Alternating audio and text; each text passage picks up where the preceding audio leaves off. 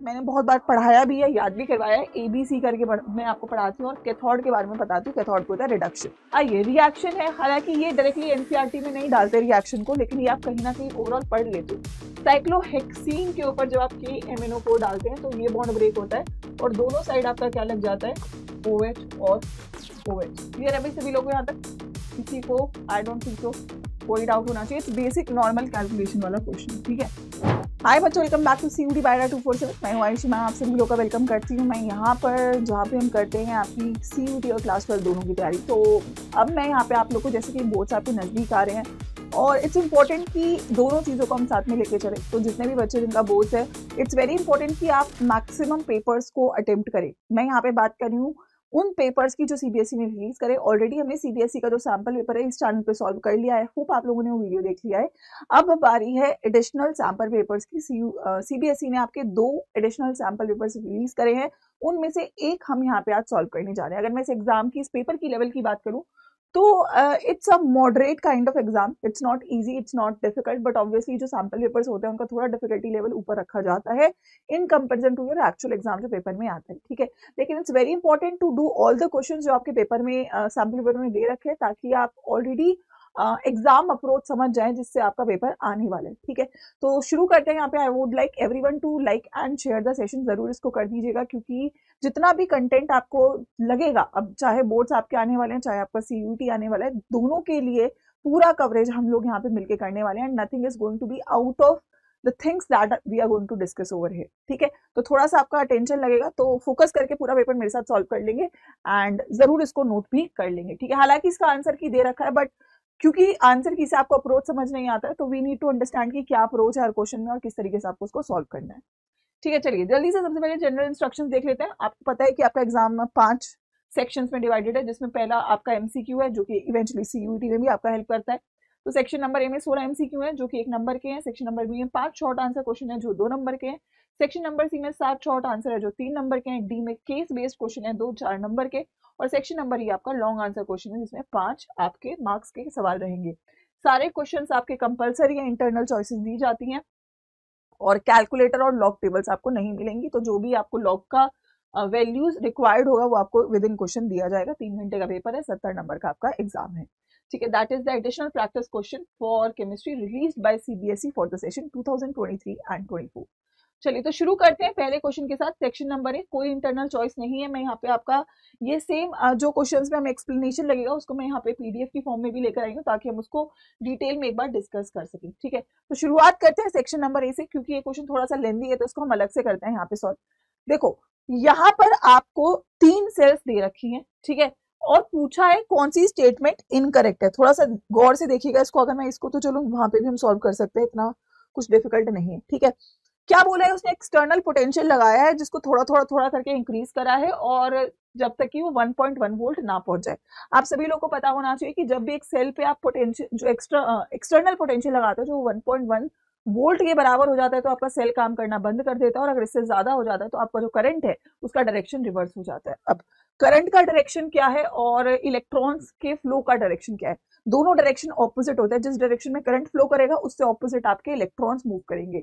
तो याद रखने का तरीका मैं आपको बता देती हूँ। आप बचपन में पढ़ते हो ABC, तो आप A to C याद रख लो।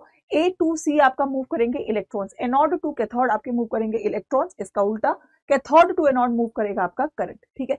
तो चेक करते हैं, पूछा है, अच्छा ध्यान से पढ़ना। उसने बोला है which of the following statement is incorrect, ठीक है। पहली statement, electrons flow from zinc to copper, hence current flows from copper to zinc. Zinc to copper, case number P में देखो, केस नंबर P में zinc to copper, zinc is anode and copper is cathode, तो A to C जा रहा है, सही बोल रहे हैं। एनोड टू कैथोड सही जा रहा है, और ये आपको करंट का डायरेक्शन भी यहाँ पे सही दिख रहा है। सो this is the correct statement. दिख भी रहा है आपको, गैल्वेनोमीटर में भी यहाँ पे शो हो रहा है कि this is moving from, electrons are moving to your anode to cathode, ठीक है। तो ये स्टेटमेंट करेक्ट है। The chemical reaction takes place in Q till the opposite voltage reaches 1.1 volt. जब आपके जो रिएक्शन है वो तब तक ही होगा जब तक आपका वोल्टेज 1.1 रीच नहीं कर जाता। जैसे ही 1.1 रीच कर जाता है, वैसे भी आप यहाँ पे देख रहे हैं, जैसे ही 1.1 रीच कर जाता है करंट 0 हो गया है। बिल्कुल ऐसा ही होगा, क्यों? क्योंकि जैसे ही 1.1 वोल्टेज आपका रीच कर जाएगा, आपका जो सेल है वो फंक्शन करना बंद कर देगा। तो ये स्टेटमेंट भी आपकी ट्रू है, ठीक है। Zinc is deposited at zinc electrode and copper is dissolved at copper electrode. अब आपको पता होना चाहिए कि मैंने बहुत बार पढ़ाया भी है, याद भी करवाया है, एबीसी करके मैं आपको पढ़ाती हूँ और कैथोड के बारे में बताती हूँ। कैथोड पे होता है रिडक्शन। तो कैथोड पे अगर रिडक्शन होगा तो reduction is that is loss in oxidation state. तो कॉपर 2+ से कॉपर कन्वर्ट होना इज रिडक्शन। तो हमेशा याद रखना कैथोड पे कॉपर डिपॉजिट होगा और एनोड पे जिंक 2+ आपका इलेक्ट्रोलाइटिक सोल्यूशन में रिलीज किया जाएगा। यानी कि अगेन ये स्टेटमेंट आपकी गलत हो जाएगी। क्या बोला है? जिंक डिपॉजिट नहीं होगा, जिंक आपका क्या होगा? डिसॉल्व होगा और कॉपर डिपॉजिट होगा। तो option number C would have been your incorrect statement. C यहाँ पे आपका करेक्ट आंसर निकल कर आ जाता। ठीक है, तो इस क्वेश्चन का सही आंसर क्या हो जाता? Option number C would have been your correct option. I hope it's clear. याद रखना कैथोड पे हमेशा क्या होता है? रिडक्शन, और वो होता है आपका पॉजिटिव टर्मिनल। ठीक है, आइए अगला सवाल। There are two compound M and N जिनका जनरल फॉर्मूला है CnH2n+O। ठीक है, कंपाउंड N तीन कार्बन एटम का, तीन कार्बन एटम का आपको दिख रहा है, या तो कीटोन है या तो ये आपका एल्डिहाइड है। तीन कार्बन एटम अगर मुझे चाहिए, ठीक है, और फर्स्ट होमोलोगस सीरीज का है, तो आपको तीन कार्बन एटम का जो अगर स्ट्रक्चर है जिसका फॉर्मूला सेम इसमें सेट हो जाए तो आपका कीटोन होगा। और कंपाउंड M की अगर मैं बात करूं तो ये मोनोहाइड्रिक एल्कोहल के साथ रिएक्ट करके हेमी एसिटल बनाता है। तो आपको पता होना चाहिए एल्डिहाइड का जब एक एल्कोहल के साथ रिएक्शन होता है तो हेमी एसिटल बनता है, एक और एल्कोहल के साथ होता है तो एसिटल बनता है। अगर कीटोन का रिएक्शन डाइहाइड्रिक एल्कोहल के साथ होता है तो कीटल बनता है। तो यहां से आपको समझ में आ रहा है क्योंकि हेमी एसिटल बन रहा है एक मोल के साथ, तो कंपाउंड M क्या हो जाएगा? आपका एल्डिहाइड निकल कर आ जाएगा। ठीक है, तो कंपाउंड M आपका एल्डिहाइड हो जाएगा और कंपाउंड N आपका कीटोन हो जाएगा। Option number B would have been your correct option. ठीक है, आई थिंक यहाँ तक कोई डाउट किसी को नहीं होगा। सिंपल सिंपल चीजें थी। फर्स्ट थोड़ा सा कंफ्यूजिंग था, बट आपको थोड़ा सा इस चीज को बस ध्यान रखना है। ठीक है, अगेन और देखो जितने भी क्वेश्चन है ना वो बहुत ही ज्यादा एप्लीकेशन बेस्ड है। अगर मैं आप लोगों को एक ऑब्जर्वेशन दूं पेपर से रिलेटेड, काफी ज्यादा आपके प्रैक्टिकल बेस्ड क्वेश्चंस जो है वो पेपर में डाले गए हैं। ठीक है, एक आरएनए की क्विज थी और 4 बच्चे थे, मतलब 2 टीमें थी और दोनों टीमों ने आरएनए के बारे में कुछ कुछ बातें बोली। आपको सबसे पहली बात पता होनी चाहिए आरएनए क्या है। बेसिकली एक आपका न्यूक्लिक एसिड जब आप पढ़ते हैं तो वहां पे आप दो कॉम्पोनेंट्स को पढ़ते हैं, डीएनए और आरएनए को। ठीक है, आरएनए का जो प्राइम काम है वो ऑब्वियसली प्रोटीन का सिंथेसिस है। वो सिंगल स्ट्रैंडेड स्ट्रक्चर होता है, डीएनए डबल स्ट्रैंडेड स्ट्रक्चर होता है और डीएनए आपका हेरिडिटी को जो है कंटेन करता है। बायोमोलिक्यूल से आपका ये क्वेश्चन है। ठीक है, तो पहली टीम ने बोला आरएनए जो है वो इन्वॉल्व है सिंथेसिस ऑफ प्रोटीन में, सही बात है। आरएनए आपका सिंगल स्ट्रैंडेड स्ट्रक्चर है, बिल्कुल सही है। Secondary structure C2 of pentose sugar of ribose nucleotide contains an OH group, ये वाली बात गलत है आपकी। और message for synthesis of particular protein is present in only RNA, ये भी नहीं है, प्रोटीन सिंथेसिस का काम करता है। तो यहाँ पे अगर मैं बात बोलूं तो टीम ए ने आपके दोनों आंसर्स करेक्ट दिए होंगे। तो यहाँ से क्या हो जाएगा आपका? Option number A would have been your correct option. ठीक है, सिंपल था ये। आइए अगला सवाल। अगला सवाल हाइब्रिडाइजेशन का चेंज क्या होगा? अब ये बहुत ही सिंपल सवाल है। अगेन अगर आपके कोई भी कार्बोनिल है और इसके ऊपर न्यूक्लियोफाइल का अटैक होता है तो क्या होता है? यहाँ से आपका ये आपका O नेगेटिव और ये आपका न्यूक्लियोफाइल बन जाता है। ये आपका ट्रायगोनल प्लेनर स्ट्रक्चर है, sp2 हाइब्रिडाइजेशन रहता है, और ये टेट्राहेड्रल स्ट्रक्चर है तो ये sp3 हाइब्रिडाइज होता है। तो क्या चेंज हुआ? sp2 से sp3 बनेगा। तो आंसर क्या आएगा? Option number D would have been your correct option. बहुत सिंपल बेसिक मैकेनिज्म से रिलेटेड आपका ये सवाल था। ठीक है, आइए अगला सवाल। अगला सवाल आपके पास एल्काइल हैलाइड्स दिए हैं और आपके पास क्या दिए हुए हैं? Boiling points. अगेन मैंने आपको बोला है बॉइलिंग पॉइंट्स इंक्रीज होता है मॉलिक्यूलर मास के साथ। ठीक है, तो सबसे ज्यादा अगर मैं मॉलिक्यूलर मास की बात करूं तो क्लियरली आपको दिख रहा है C3H7, 3 कार्बन भी है और आयोडीन का साइज भी सबसे बड़ा है। तो सबसे ज्यादा किसका होगा? आपका C3H7I का। तो अगर मैं बोलूँ और यहाँ पे सबसे ज्यादा बॉइलिंग पॉइंट किसका है? कंपाउंड P का।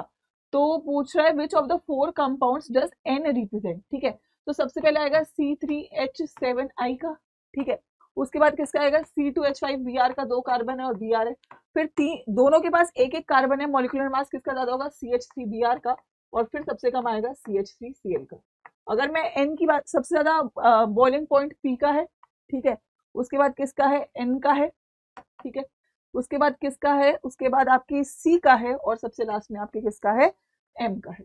तो उसने N का फॉर्मूला पूछा है तो क्या हो जाएगा? C2H5Br।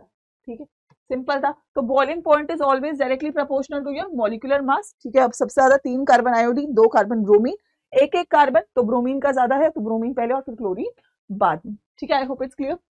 आइए अगला सवाल। अगला सवाल बहुत ही simple, again very simple question. देखो मैंने, अब जो बच्चे मुझसे पढ़ रखे हैं ना उनको ये सब बातें ऑलरेडी पता है। तो अगर अभी तक आप लोगों ने वो होता है ना कि अभी आप उस सर्कल में नहीं आए हो जिसमें हम लोग तैयारी कर रहे हैं, पढ़ाती हूँ मैं आप लोगों को केमिस्ट्री के लिए, तो maybe it's right time that you need to start working and start getting things correct. ठीक है, मैं आपको एक बात बता दूं, देखो ये क्वेश्चन आप दो तरीके से कर सकते हो। एक क्वेश्चन आप ये डी ब्लॉक से भी कर सकते हो और ये क्वेश्चन ये इलेक्ट्रो से भी हो सकता है। ठीक है, ओके। तो अगर मैं इस क्वेश्चन की बात करूं तो पूछा है कि based on the graph which is most likely to be involve in the following reaction. देखो यहाँ पे ना दो केसेस लगने वाले हैं, मेटल और कॉन्सेंट्रेटेड H2SO4 का रिएक्शन से आपको मेटल सल्फेट मिल रहा है। ठीक है, विद मतलब कि मेटल और कॉन्सेंट्रेटेड H2SO4 से, कॉन्सेंट्रेटेड का ध्यान रखना, कॉन्सेंट्रेटेड और डाइल्यूट से आंसर गलत अलग हो जाएगा, मेटल सल्फेट।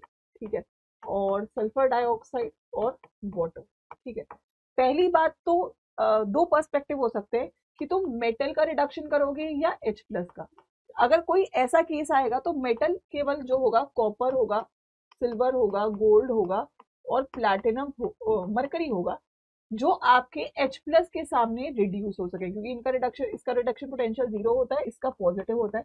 इस केस में आपका मेटल जो है क्या करेगा, रिड्यूस करेगा। अच्छा, यहाँ से यहाँ अगर आप देखोगे तो मेटल का ऑक्सीडेशन स्टेट 0 और यहाँ से +2 है, तो मेटल का यहाँ पे क्या हो रहा है, ऑक्सीडेशन हो रहा है। तो बेसिकली यहाँ पे अगर मैं ये वाला पर्सपेक्टिव सोचूं तो मैं बोलूंगी यार इन लोगों में से, इन चारों में से तो कोई भी यहाँ पे नहीं हो सकता। लेकिन अगर मैं सरप्राइजिंगली इस क्वेश्चन के आंसर की बात करूं तो इस क्वेश्चन का आंसर कॉपर है। ठीक है, तो आप लोग बोलोगे मैम कॉपर तो हो ही नहीं सकता क्योंकि कॉपर का तो रिडक्शन ही होगा, क्योंकि कॉपर का रिडक्शन पोटेंशियल पॉजिटिव है। और अगर मैं चलो H प्लस के साथ अगर मैं बात करूं तो H प्लस का जब रिडक्शन होता है तो हाइड्रोजन गैस देता है, यहाँ पे हाइड्रोजन गैस नहीं है। तो यहाँ पे बेसिकली सल्फेट के पर्सपेक्टिव से अगर भी मैं देखूं तो सल्फेट का यहाँ पे ऑक्सीडेशन स्टेट क्या हो जाएगा, 4 8 8 -2 6, और यहाँ से क्या हो रहा है, यहाँ से +4। तो बेसिकली आप यहाँ पे सल्फेट से इसको कंपेयर कर रहे हो, सल्फेट का यहाँ पे क्या हो रहा है, रिडक्शन, और मेटल का क्या हो रहा है यहाँ पे, ऑक्सीडेशन। ठीक है, सल्फेट का अगर मैं रिडक्शन पोटेंशियल की मतलब अप्रोक्सीमेटली बात करूं तो दैट इज इक्वल्स टू 0.2। ठीक है, तो उसके पर्सपेक्टिव से अगर आप चेक करोगे तो भी आपका आंसर गलत आएगा। यहाँ पे जो केस है याद रखना वो बहुत ही स्पेशल केस है, वो ये है कि ये कॉन्सेंट्रेटेड H2SO4 है। और कॉन्सेंट्रेटेड H2SO4 हालांकि यहाँ पे एज अ मतलब आप इसका वो रिडक्शन नहीं कर सकते हो, बट पॉइंट इज क्योंकि ये कॉन्सेंट्रेटेड हो चुका है, इसका कंसेंट्रेशन बढ़ चुका है, तो ये बहुत ही स्ट्रॉन्ग ऑक्सीडाइजिंग एजेंट में कन्वर्ट हो जाता है। और स्ट्रॉन्ग ऑक्सीडाइजिंग एजेंट होने की वजह से ये अपने साइड वाले चीज का ऑक्सीडेशन कर देता है और खुद का रिडक्शन कर देता है। तो इस वजह से यहाँ पे केवल यही रीजन है कि कॉपर का भी क्या कर देगा, ये आपका जो है ऑक्सीडेशन कर देगा, और यहाँ पे जो मेटल होगा ये कॉपर पाया जाएगा। ठीक है, तो option number A would have been your correct answer. अगला सवाल, अगेन ये हमारा केमिकल काइनेटिक्स का क्वेश्चन, रेट का क्वेश्चन। जब भी रेट का क्वेश्चन आएगा आपको दो केसेस लेके चलने हैं। ठीक है, फॉर एग्जाम्पल अगर मैं पी के रिस्पेक्ट में चलो रेट निकाल देती हूँ पहले, तो मैं क्यू को कैंसिल आउट कर दूंगी, तो मैं केस 1 और 2 को ले लेती हूँ। ठीक है, अगर मैं केस 1 और 2 को लूंगी तो फॉर एग्जाम्पल केस 1 और 2 में मैं ले लेती हूँ 9.91 इंटू 10 की पावर -4 अपॉन में 1.1 इंटू 10 की पावर -4 इज इक्वल्स टू, ठीक है, के कट जाएगा और आपका क्यू कट जाएगा, तो केवल पी बचेगा, दैट इज योर 0.3 अपॉन 0.1। ठीक है, तो ये आपका कट जाएगा, यहाँ से आपका आंसर आएगा that is 9 is equals to 3, और इसकी पावर में x है तो इसकी पावर में क्या रखें, तो आपको क्लियरली समझ में आ रहा है। 3 की पावर 2 इज इक्वल्स टू 3 की पावर x, तो यहाँ से x का वैल्यू क्या आ जाएगा, 2। तो विद रिस्पेक्ट टू अगर मैं निकालू, अगर विद रिस्पेक्ट टू मैंने कैंसिल आउट कर दिया, इसको विद रिस्पेक्ट टू p निकालूंगी तो आंसर कितना आएगा, यहाँ से 2p के रिस्पेक्ट में कितना आएगा, 2। और केवल वैसे ऑप्शन एक ही दे रखा है तो इसका आंसर ऑप्शन नंबर ए ही होना था। बट अगर हम क्यू का निकाल दें, देखो अगर क्यू का निकाले तो ए को कैंसिल आउट कर दो, तो अगर मैं ये वाला निकाल देती हूँ तो ये कैंसिल आउट हो जाएगा। ठीक है, तो that is 0.2 would be equals to, यहां से अगर मैं निकालू तो दैट विल बी आपका आ जाएगा यहाँ से that will be going to, Q निकाल रहे हैं हम लोग, है ना, तो यहाँ से ये दोनों आपके कैंसिल आउट हो जाएंगे, और ये आपका आ जाएगा 2 की power is equals to approximately, यहाँ से भी आपका डबल आ जाएगा और आंसर यहाँ से निकल के आ जाएगा that is going to be 1। ठीक है, कितना आ जाएगा यहाँ से, that is going to be 1, क्योंकि ये 2 हो जाएगा, ये आपका कैंसिल आउट हो जाएगा, ये यहाँ से आएगा 2, ये यहाँ से आएगा 2, तो 2 इज इक्वल्स टू 2 की पावर x, तो पावर में क्या आएगा 1, तो 2 की पावर 1 इज इक्वल्स टू 2 की पावर x, तो x की वैल्यू आ जाएगी 1। तो विद रिस्पेक्ट टू q क्या आ जाएगा, ये आपका 1, आंसर हो जाएगा ऑप्शन नंबर ए। क्लियर है बात, ठीक है। यहाँ से कैंसिल आउट करके 1 आएगा, वहां से कैंसिल आउट करके 2 आएगा, ओवरऑल ऑर्डर अगर पूछे तो कितना हो जाएगा 3। ठीक है, आइए अगला सवाल। अगला सवाल सॉल्युबिलिटी के डिक्रीजिंग ऑर्डर में लगाइए, ये है सोल्यूशन चैप्टर से। PA is equal to KHXA होता है, सॉल्युबिलिटी के ऑर्डर में पूछा है तो XA is equal to PA by KH होता है, यानी कि इनवर्सली प्रोपोर्शनल होता है। अगर KH ज्यादा है तो सॉल्युबिलिटी कम होगी। अब KH सबसे ज्यादा आप सभी लोगों को पता है हीलियम का होता है, ये हम पढ़ते भी हैं एप्लीकेशन ऑफ हेनरीज लॉ में, जिसमें हम स्कूबा डाइवर वाला केस पढ़ते हैं, जिसमें हम बोलते हैं हीलियम को डाला जाता है ताकि बेंड्स वाली सिचुएशन को अवॉइड किया जा सके। तो सबसे कम अगर मैं सॉल्युबिलिटी की बात करूं तो किसकी रहेगी, हीलियम की रहेगी, तो ये दो ऑप्शंस कट जाएंगे। और अगर मैं सबसे कम वैल्यू की बात करूं KH की, ऑक्सीजन है, तो ऑक्सीजन की सॉल्युबिलिटी सबसे ज्यादा रहेगी, तो ऑक्सीजन होगा, फिर हाइड्रोजन, फिर नाइट्रोजन, फिर हीलियम।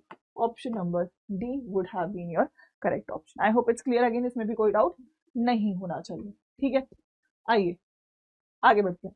अगला सवाल एसिडिटी का है। ठीक है, अब देखो यहाँ पे ना बच्चों को दो डाउट हो सकते हैं, ठीक है, क्योंकि आप सभी लोगों को जनरली पता है कि एसिड का सबसे ज्यादा होता है, फिर आपका फिनॉल का होता है, और फिर आपके एल्कोहल्स का होता है।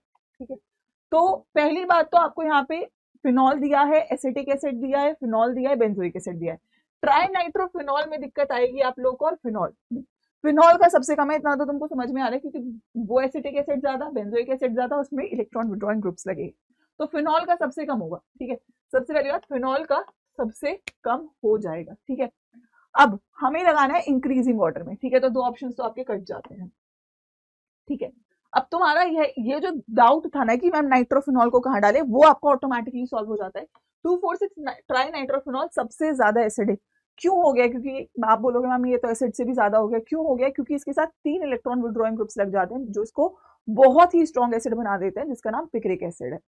ठीक है, अगला एसिटिक एसिड और बेंजोइक एसिड, एसिटिक एसिड और बेंजोइक एसिड में से कौन सा ज्यादा होगा, आप सभी लोगों को पता है बेंजोइक एसिड ज्यादा होता है, क्योंकि इसमें रेजोनेंस में नेगेटिव चार्ज कहाँ पे आता है आपके, दैट इज कार्बन के ऊपर आ जाता है, और साथ में इसके पास जो बेंजीन रिंग है वो इलेक्ट्रॉन विड्रॉइंग इन नेचर, और साथ में वो कार्बन आपका sp2 हाइब्रिडाइज्ड है, दैट इज मोर इलेक्ट्रोनेगेटिव है, दैट मीन्स कि यहाँ पे आपका जो एसिडिटी का रेशियो है वो यहाँ पे इंक्रीज हो जाता है। तो सबसे सेकेंड नंबर में बेंजोइक एसिड और फिर एसिटिक एसिड, तो option number B would have been your correct answer. ठीक है, benzoic acid is more acidic than your acetic acid. ठीक है, आइए next. Okay, so this is a numerical, छोटा सा न्यूमेरिकल है, ज्यादा मुश्किल नहीं है, ये आपका नॉर्मल हो जाएगा किस वाले फॉर्मूले से, दैट इज हाफ लाइफ के फॉर्मूले से। देखो जितने भी रेडियो एक्टिव प्रोसेसेस होते हैं वो फर्स्ट ऑर्डर के होते हैं, पहली बात तो आपको इतनी पता होनी चाहिए। हाफ लाइफ दिया है तो यहाँ से के आ जाएगा, that is 0.693 upon T half, और टी हाफ का वैल्यू दिया है 5730। ठीक है, उसके बाद उसने बोला कि आर्कियोलॉजिस्ट ने एक सर्वे किया और उसने पता किया कि कार्बन 14 का जो परसेंटेज बच रहा है वो 20% बच रहा है। ठीक है, दैट मीन्स अगर 100 इनिशियली था तो अब कितना बच रहा है, 20 बच रहा है, तो ये कितना होगा फाइनल कंसेंट्रेशन। ठीक है, और आपसे पूछा है what is the approximate age, यानी कि कब ये जीरो हो जाएगा, जीरो तो इवेंचुअली होता नहीं है, फर्स्ट ऑर्डर रिएक्शन कभी खत्म नहीं होते हैं, बट स्टिल अप्रोक्सीमेट जीरो हो जाएगा। तो यहाँ से अगर मैं बोलूँ फर्स्ट ऑर्डर का फॉर्मूला क्या होता है, that is log a naught by a is equals to k t by 2.303। T पूछा उसने आपसे, तो टी क्या हो जाएगा 2.303 upon k into log a naught by a। ठीक है, तो यहाँ पे हो जाएगा 2.303, के का वैल्यू आपको दे रखा है तो ये आप रेसिप्रोकल कर लेंगे, तो रेसिप्रोकल जब आप करेंगे तो 0.693 नीचे आ जाएगा और आपका 5730 ऊपर आ जाएगा। ठीक है, log a naught by a is 100/20, और 100/20 को सॉल्व करेंगे तो कितना हो जाएगा 5। ठीक है, अब log 5 का वैल्यू उसने दे नहीं रखा, बट वो आप पेपर में जब जाओगे तो देगा जनरली, बट याद भी रख लेना log 1 से 5 तो याद ही रख लेना, log 5 का वैल्यू होता है 0.6। ठीक है, अप्रोक्सीमेटली, और जब आप इस पूरे को सॉल्व करेंगे तो आपका अप्रोक्सीमेटली आंसर 13,300 के आसपास आ जाएगा। कितने के आसपास आ जाएगा, 13,300 के आसपास आ जाएगा, ऑप्शन नंबर सी। तो it was basically a question for chemical kinetics का फर्स्ट ऑर्डर हाफ लाइफ का पहले फॉर्मूला लगाया, 20% बाकी है तो बस ये आइडेंटिफाई करना था कि ए आपका 20 है, 100/25 हो जाएगा, log 5 का वैल्यू 0.69 है, जस्ट फर्स्ट ऑर्डर का फॉर्मूला लगाना था और आपका आंसर आना था 13,300 यहाँ से आपका आंसर निकल के आ जाता। ठीक है, आइए आगे बढ़ते हैं। अगला सवाल है, सौरेमा था, उनको हेडेक हो रहा था, उन्होंने एक दवाई ली और उसको कैसे बना सकते हो। देखो, जब भी दर्द को रिलीव करना है तो हमें दो टाइप की दवाइयाँ होती हैं। एक होता है आपका एनाल्जेसिक्स जो पेन किलर्स होता है, और वैसे एंटीपायरेटिक्स का भी इस्तेमाल कर लिया जाता है। अब आपके चैप्टर में हालांकि chemistry in everyday life is not there, but eventually you studied about one that is medicine, that is your aspirin, है ना। Aspirin is an antipyretic and analgesic. तो एस्पिरिन कैसे बनता है, आई थिंक आपने अगर कॉल्बे रिएक्शन पढ़ा है तो आपको पता होना चाहिए। अगर आपके पास क्या है, that is OH and COH, salicylic acid के ऊपर जब आप एसिटाइलेशन करते हैं, CH3 C double bond O C double bond O CH3, तो वहां पे एसिटाइलेशन होता है और क्या बनता है, that is OC double bond O CH3 and COOH, ortho acetyl salicylic acid. ये स्ट्रक्चर बनता है जिसको एस्पिरिन बोलते हैं। तो आप इसको कैसे बना सकते हो, एसिटाइलेशन कर सकते हो सैलिसिलिक एसिड का in the presence of any acid. क्या होगा, option number B would have been your correct answer. Kolbe reaction में आप बनाते हो सैलिसिलिक एसिड को फिनॉल से, और फिनॉल का फर्दर अगर आप एसिटाइलेशन करते हो तो आपको मिलता है एस्पिरिन या ऑर्थो एसिटाइल सैलिसिलिक एसिड। ठीक है, this is again also reaction from your NCERT। आइए, ओके, सो नेक्स्ट इज आपको डी ब्लॉक का क्वेश्चन है। आपको पूछा गया है 3D 4D और 5D सीरीज के बारे में, एंड आई थिंक मैंने बहुत सारी बार ये भी चीज पढ़ाई है आपको। जनरली जब आप डाउन द ग्रुप जाते हैं तो आपका साइज इंक्रीज होता है क्योंकि आपकी नंबर ऑफ शेल्स इंक्रीज हो रही है। 4D से 5D जा रहे हो या 3D से 4D जा रहे हो, तो जनरली साइज बढ़ना चाहिए। 3D से 4D आपका साइज बढ़ता है, कोई दिक्कत नहीं होती है, लेकिन 5D और 4D ऑनवर्ड्स आपके यहाँ पे क्या आ जाते हैं, lanthanoids.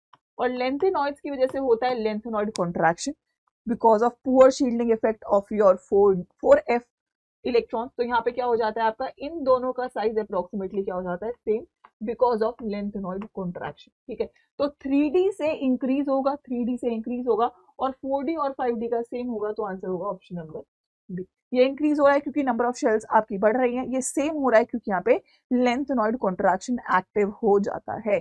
So option number B would have been your correct option. ठीक है, आइए अगला सवाल। अगला सवाल असर्शन एंड रीजन। असर्शन है 2-मिथाइल 2-मिथॉक्सी 2-मिथाइल प्रोपेन 2-मिथाइल 2-मिथॉक्सी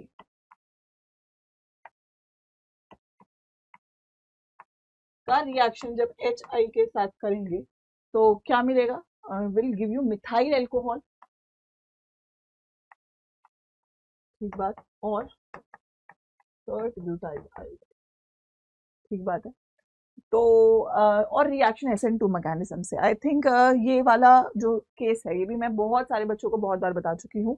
तो आप लोग बताइए, मतलब गेस करिए क्या होगा करेक्ट आंसर। देखो, टेक्निकली अगर मैं बोलूँ, मैंने आपको बोला था जब भी आपको ये वाला रिएक्शन आएगा तो आप लोग क्या करना, आपको बॉन्ड तोड़ के देखना था, ये वाला और ये वाला।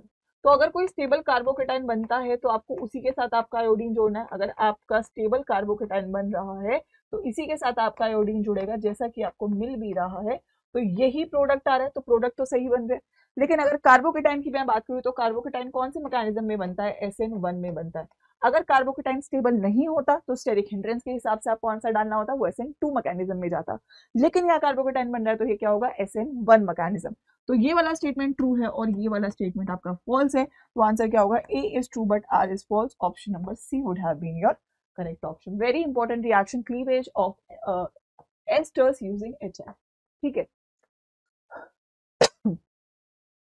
एसिटाल्डिहाइड, एसिटाल्डिहाइड, ठीक है, एसिटाल्डिहाइड में कार्बन एक ल्यूइस एसिड की तरह बिहेव करता है। ठीक है, इसने बोला ये ल्यूइस एसिड है, और अगर मैं बात करूं जो ऑक्सीजन है वो ल्यूइस बेस है।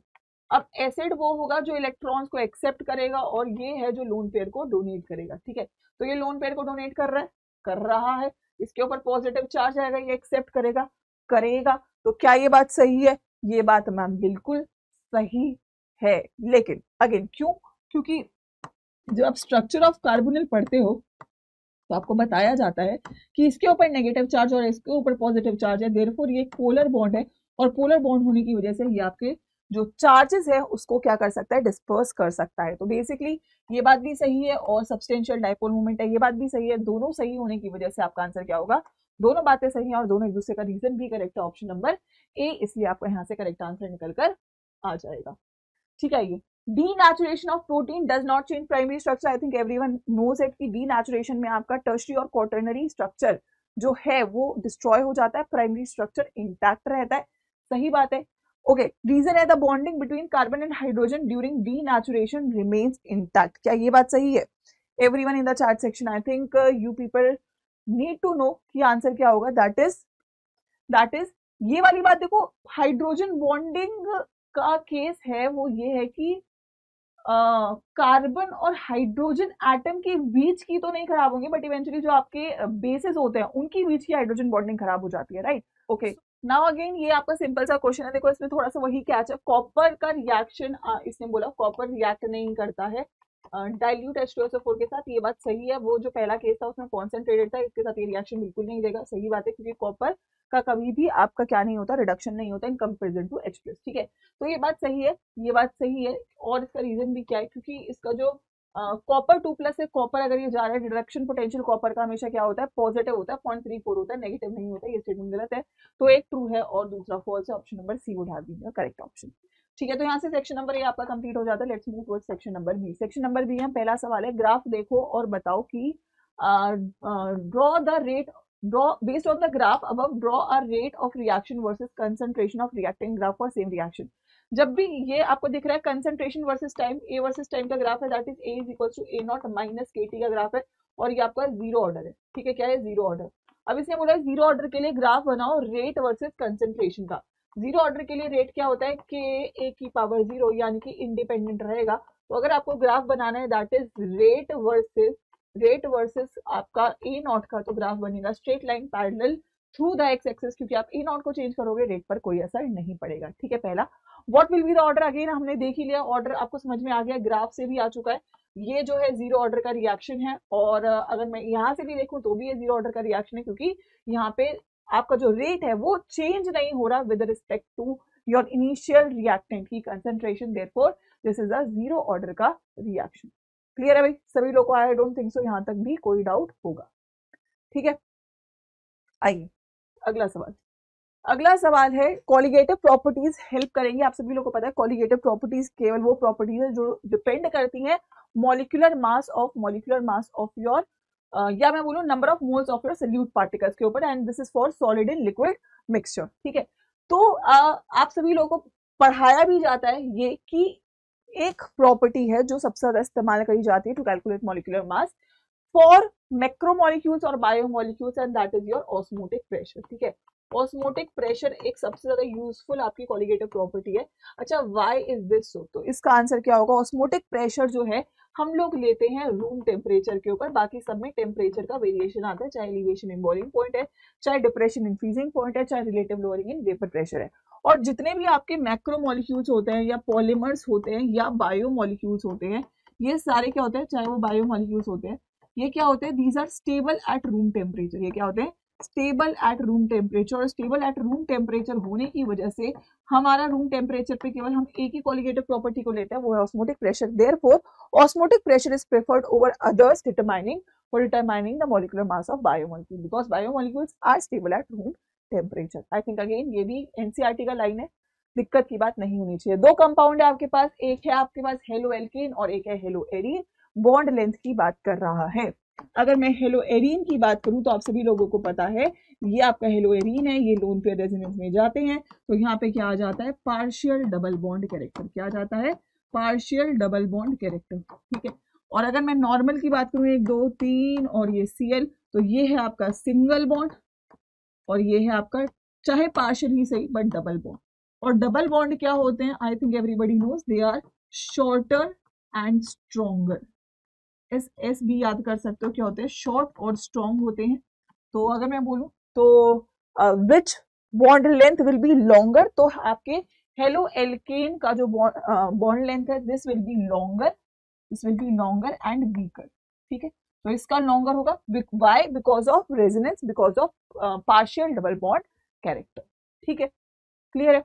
आइए, रिएक्शन है, हालांकि ये डायरेक्टली एनसीईआरटी में नहीं डालते रिएक्शन को, लेकिन ये आप कहीं ना कहीं ओवरऑल पढ़ लेते हो।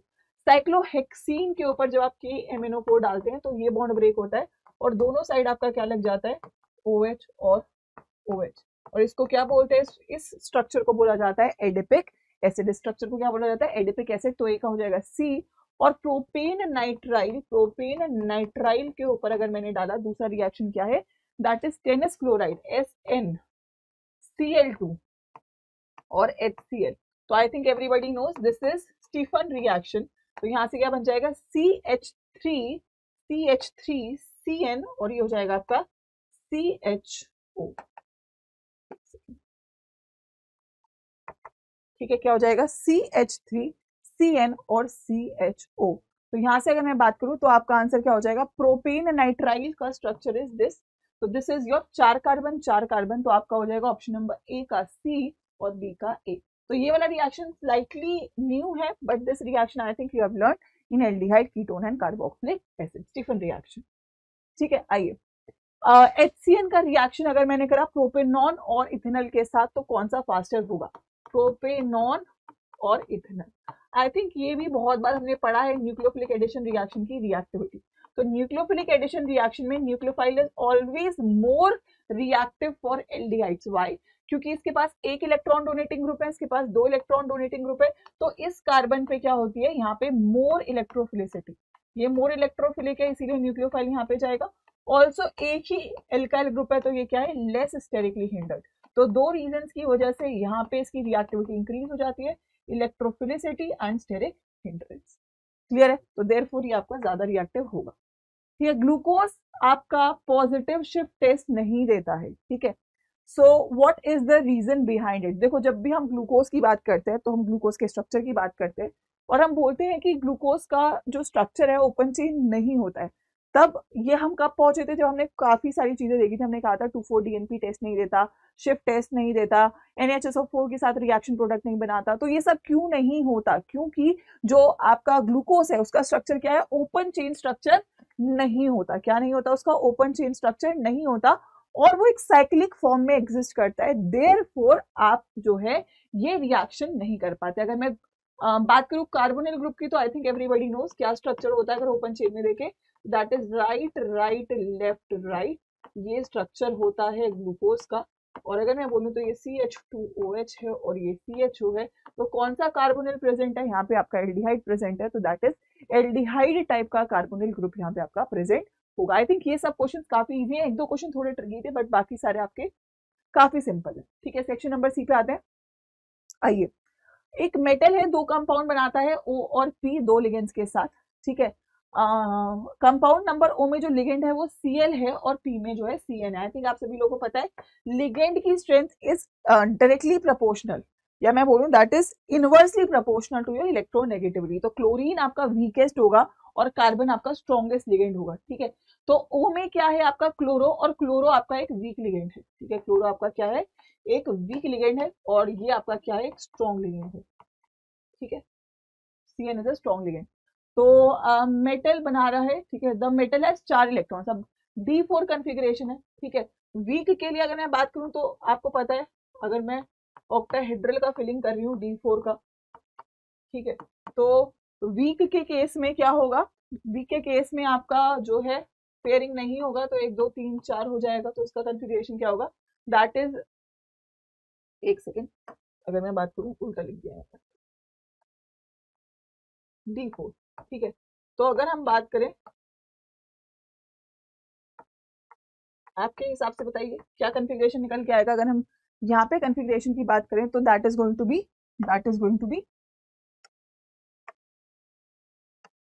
ठीक है, तो 1 2 3 4 वीक के लिए, क्योंकि पेयरिंग नहीं होगी, और स्ट्रॉन्ग के लिए 1 2 3 4। तो अगर मैं बोलूँ तो ये हो जाएगा T2G में 3 और EG में 1, और यहाँ T2G में 4 और EG में 0। नीचे वाला T2G, ठीक है, ऊपर वाला EG। ठीक है, आइए स्पिन की बात अगर हम करें तो ऑब्वियसली जब भी आपका स्ट्रॉन्ग फील्ड लिगेंड है तो स्ट्रॉन्ग फील्ड लिगेंड लो स्पिन बनाता है और weak field ligand high spin बनाता है। तो काफी हद तक ये सिंपल था, क्योंकि बहुत ही डिस्टिंक्टली आपको समझ में आ रहा है क्लोरीन एक वीक लिगेंड है और CN एक स्ट्रॉन्ग लिगेंड है। तो स्ट्रॉन्ग लिगेंड आपका पेयरिंग करेगा और वीक लिगेंड आपका पेयरिंग नहीं करेगा। ठीक है, एक बार और मैं आपके लिए इसको क्लियरली बना देती हूँ ताकि आपको समझ में आ जाए। इस वाले का दैट इज 1 2 3 4 5, ऊपर के 2 नीचे के 3। 2 3 4 5, ऊपर के 2 नीचे के 3। D4 है 1 2 3 4, तो 1 2 3 4 क्योंकि इसमें पेयरिंग नहीं होगी, T2G और ये EG, और 1 2 3 4 इसमें पेयरिंग होगी 1 2 3 4, ये T2G और ये आपका EG। क्यों ऐसे हुआ? क्योंकि यहाँ पे जो एनर्जी गैप है वो कम है और यहाँ पे जो एनर्जी गैप है वो ज्यादा है, स्प्लिटिंग यहाँ पे ज्यादा होगी, देयरफॉर यहाँ पे पेयरिंग पहले होती है। ठीक है, आइए अगला सवाल है इलेक्ट्रोकेमिस्ट्री से। आपने दो टाइप की कंडक्टेंस पढ़ी है, एक होती है आयोनिक और एक होती है इलेक्ट्रॉनिक। ठीक है, तो अगर पहला केस देखोगे तो ये आपका मेटल है, मेटल के बीच में होती है इलेक्ट्रॉनिक, क्योंकि मेटल में कौन मूव करते हैं? इलेक्ट्रॉन्स। अगर मैं यहाँ लिक्विड सोल्यूशन की बात करूँ तो इट्स एन इलेक्ट्रोलाइटिक सोल्यूशन, और इलेक्ट्रोलाइट्स में क्या होते हैं? आयंस, तो that is talking about ionic conductance. ठीक है, तो इलेक्ट्रॉन्स, इलेक्ट्रॉनिक में कौन मूव करेगा? इलेक्ट्रॉनिक, तो पी में क्या होगा? आपके इलेक्ट्रॉन्स मूव करेंगे। ठीक है, और क्यू में आपके आयंस है, तो क्यू में आपके आयंस मूव करेंगे, ये हमने लिखा भी है बहुत बार। ठीक है, टेम्परेचर का इफेक्ट ऑब्वियसली दोनों पे होता है, आयोनिक बढ़ती है। ठीक है, तो आयोनिक बढ़ती है, तो अगर मैं बोलूँ NaCl टेम्परेचर के साथ बढ़ेगा और कॉपर का टेम्परेचर के साथ घटेगा, तो NaCl का आपका इंक्रीज होता है, और जो है आपकी इलेक्ट्रॉनिक वो आपकी क्या होती है? डिक्रीज हो जाती है। ठीक है, लास्ट, अब ऑब्वियसली मेटल है, इसमें तो तुम कुछ रिएक्शंस कर नहीं रहे हो, तो इस पे तुम कितनी देर तक भी करंट डालो कोई असर नहीं पड़ेगा, बट ऑब्वियसली यहाँ पे एक इलेक्ट्रोलाइटिक सोल्यूशन है, कुछ ना कुछ यहाँ पे आयंस डिसोसिएट हो रहे होंगे और कुछ ना कुछ रिएक्शंस भी हो रहे होंगे, क्योंकि कैथोड और एनोड भी यहाँ पे इन्वॉल्व है। तो देयरफॉर अगर मैं बोलूँ तो अगर आप ज्यादा टाइम के लिए रिएक्शन कर रहे हैं तो NaCl में आप कुछ चेंजेस देखेंगे, बट कॉपर में आपको कोई चेंजेस नहीं मिलेंगे, क्योंकि ये आपका सिंपल जो है एक मेटल है, तो देयरफॉर यहाँ पे क्या होंगे? No changes. ठीक है, आइए आगे बढ़ते हैं। Next, draw the structure of the following. पहला है मिथाइल फिनॉल, बहुत सिंपल सवाल है, फिनॉल का स्ट्रक्चर आपको पता है, तो दैट इज 1 2 3। तो मिथाइल फिनॉल का स्ट्रक्चर बताइए क्या होगा आप सभी लोग के हिसाब से? नंबर 1 पोजीशन पे आपका OH आ जाएगा।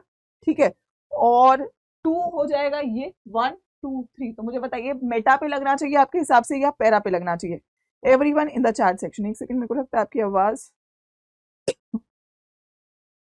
आवाज में थोड़ा सा दिक्कत है यहाँ पे। तो अगर मैं इसकी बात करूं यस, तो ये आपका 1 2 और 3 methyl phenol.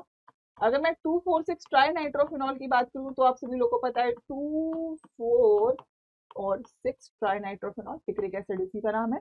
Benzene 1 3 diol, 1 3 diol मतलब एक पे OH और 3 पे OH, तो 1 3 डाइऑल, तीनों के स्ट्रक्चर्स IUPAC का स्ट्रक्चर क्वेश्चन था, तीनों के स्ट्रक्चर्स आपके सामने यहाँ पे हैं। आइए, इसमें ना आपकी जो आंसर की है इस क्वेश्चन में वो मेरे हिसाब से गलत है, इट्स नॉट करेक्ट, बाकी चेक कर लेते हैं एक बार। Acetaldehyde, propane, propanone, acetic acid और इथाइल अल्कोहल को अगर इंक्रीजिंग ऑर्डर में डाला तो कौन से दो कंपाउंड थर्ड और फोर्थ पोजीशन पे होंगे? सबसे पहला एसिड का होता है, तो सबसे ज्यादा एसिटिक एसिड का होगा, आप सभी लोगों को पता है सबसे ज्यादा एसिटिक एसिड का होगा। फिर आपके किसका होता है? फिर आपके अल्कोहल्स का होता है, तो फिर आपके इथाइल अल्कोहल का होगा। ठीक है, फिर आपके पास एल्डिहाइड कीटोन का होगा, तो आपके पास एक साइड एसिटाल्डिहाइड और प्रोपेनॉन है, तो फिर मॉलिक्यूलर बेसिस के मास के ऊपर आप कर सकते हो, 3 कार्बन का है तो प्रोपेनॉन और फिर एसिटाल्डिहाइड और फिर लास्ट में प्रोपेन। तो उसने बोला है क्या कि विच आर ऑन थर्ड और फोर्थ, तो फर्स्ट सेकंड है उसने इसी में कंफ्यूज करना था आपको, तो ये आप मॉलिक्यूलर मास के बेसिस पे कर सकते हो। तो अगर मैं बोलूँ तो थर्ड और फोर्थ पोजीशन पे कौन रहेगा? थर्ड और फोर्थ पोजीशन पे आपका जो स्ट्रक्चर दिखने वाला है वो क्या है? दैट इज योर एसिटाल्डिहाइड और इथाइल एल्कोहल। अच्छा, एक और चीज मैं अगर बात करूं,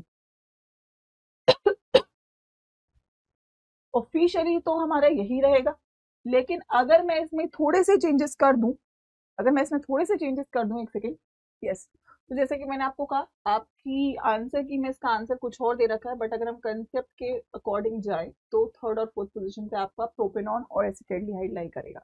सिमिलरली इस क्वेश्चन में भी मुझे एक आपके आंसर की का answer I was not agreeing to it, और मैंने काफी हद तक चेक किया and that is also the true case.